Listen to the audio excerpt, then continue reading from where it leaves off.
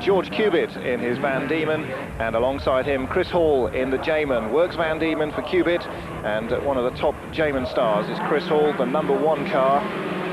Clean start, although a little bit of extra wheel spin perhaps there from the Jayman driver, but Hall leads safely into Druids for the first time.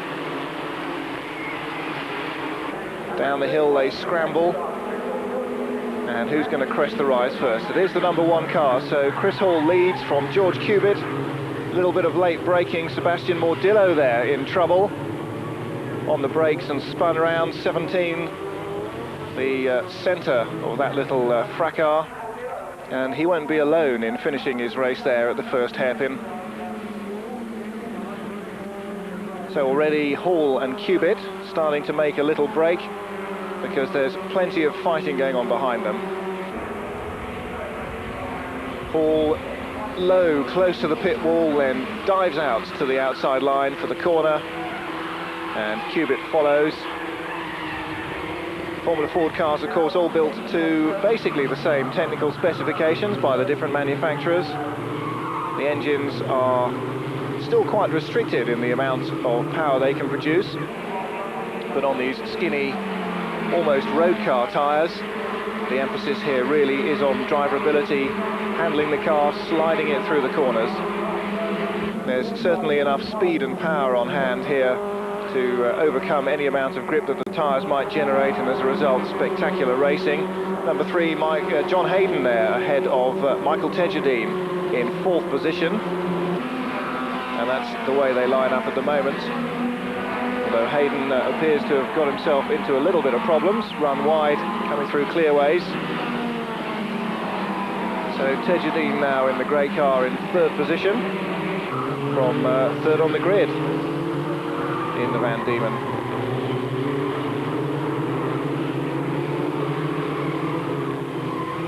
All safely through Druids this time. No problems like the opening lap. And here's the leader, past another abandoned car down at the bottom of the hill, obviously involved in that first corner tangle, and found as he came down the hill his steering wasn't working entirely happily. Tejedine then from Andy Charlesley, but between them Sigmund Greengrass, the #70 car.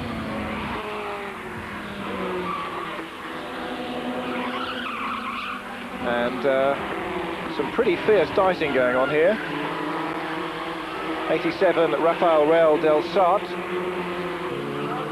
Spanish driver, well known to British racers, and very ambitious, very bold move indeed up the inside on the grass by Charlesley. Unfortunately, that never destined to come off. With 2 wheels on the grass, his braking not really up to scratch. But in the kerfuffle, del Sart gets shuffled down again, and Charlesley makes it up into 4th position. Goodness me, some very wide variety of lines here. John Hayden again, the #3 car, the blue car in the centre there, having all sorts of trouble. But del Sart makes it safely through. In the middle of a 3-car sandwich going into Paddock Hill Bend, and that's going to be an interesting moment or two. Mirrors full of other drivers. And Hayden now in lots of trouble, gets into the gravel. Luckily the spin stops before he crosses the circuit. So select reverse, look for a gap, and off he goes. Much chastened and probably absolutely livid with himself. Del Sart now pressing hard in 4th. Pressing hard for that 4th place rather, Del Sart. And the leader Cubitt. #1 passes #2, Jonathan Ball in an RP29 Royale. A real antique among these cars. And a spinner. 57 that looks like.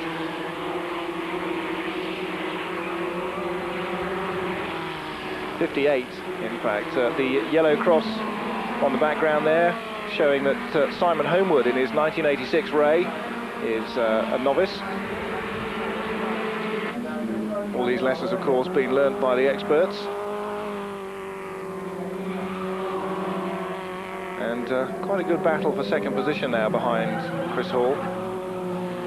That's unfortunately not going to help Rafael del Sart on his way too well.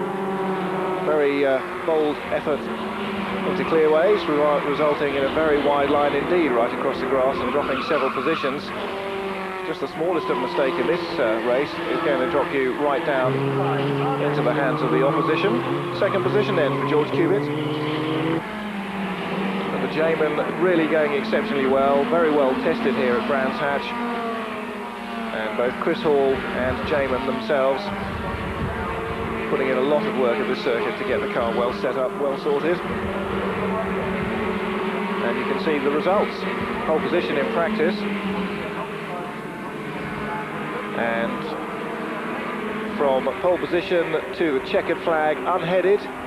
Another great win for Chris Hall. Second, George Cubitt. And Mike Tedjedine certainly closing there in the final laps.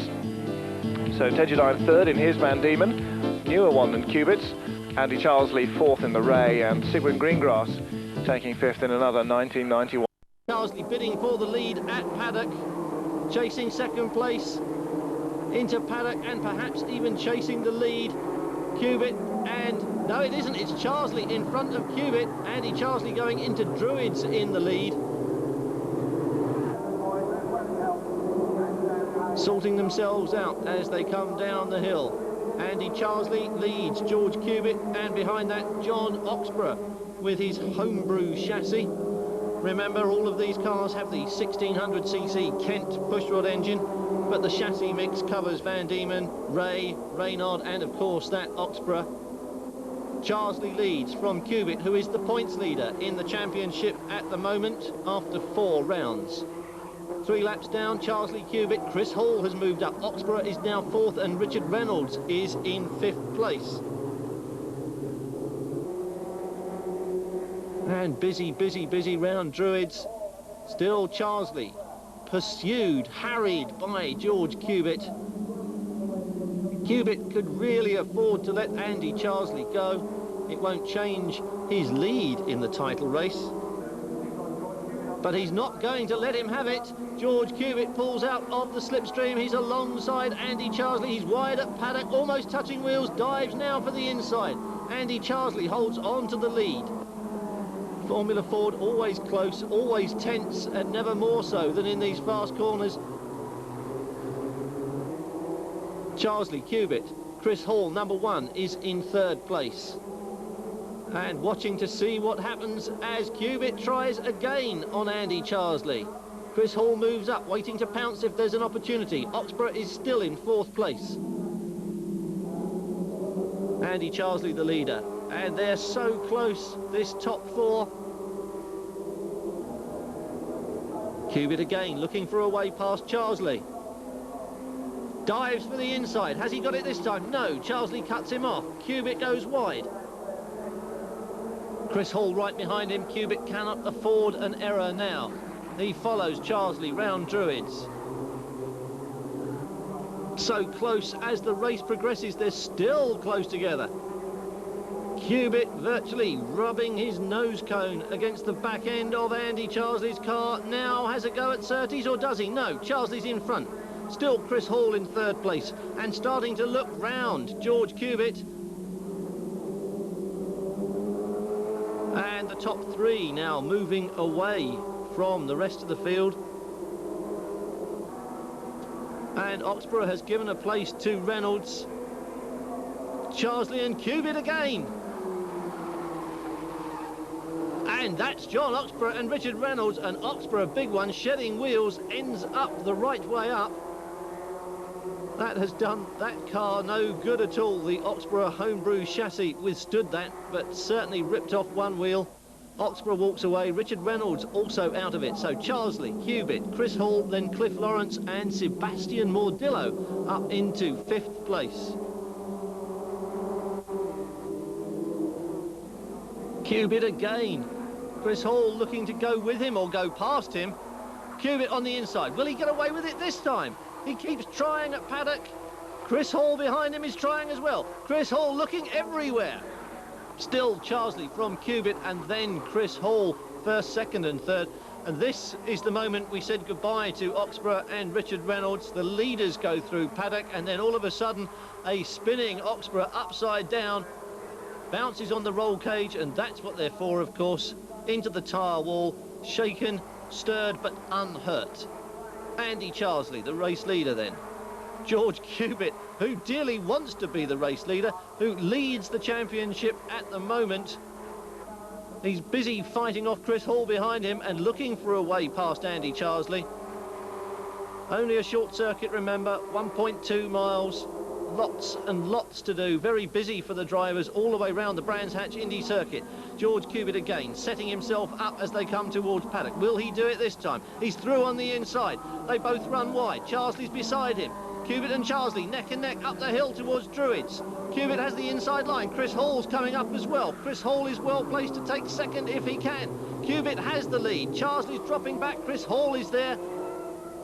Charsley has the inside line going down the hill. George Cubitt, though, well, that complicated mathematical sum we did at the beginning is slightly changed by the fact that Cubitt is in the lead, but it doesn't change the positions in the title race. Cliff Lawrence has changed the outcome of his weekend by going off into the gravel, and he climbs out of it. And a very delicate little step there as he runs clear to the tyre wall. Cliff Lawrence out of it, and this three still in the thick of it. At the moment, it is Andy Charsley and Chris Hall fighting for second place, and Chris Hall is going through. Hall is up to second place. Charsley demoted to third. Cubitt then from Chris Hall and Andy Charsley. Chris Hall has really worked at this. He followed the battle for the lead. Now it's been settled in Cubitt's favour. He has made his move.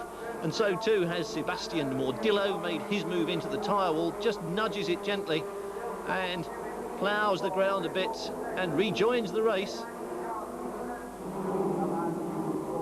George Cubitt, the race leader, the championship leader, heading towards a fifth round victory and an increasing lead in the title race. Behind him on the track in second place is Chris Hall. In third place, Andy Charsley. And the front three now fairly spread out. As too is number 82, Michael Tegadine, and John Hayden spread out all over the gravel at Clearways. So the usual complement of violent retirements, which we expect from any Formula Ford race. Cubitt, though, still leads it. George Cubitt fought for this lead, deserves it, takes the checkered flag. A well-deserved win from George Cubitt. Chris Hall second, Charsley third, Len Bull fourth, and Paul Ward in fifth place.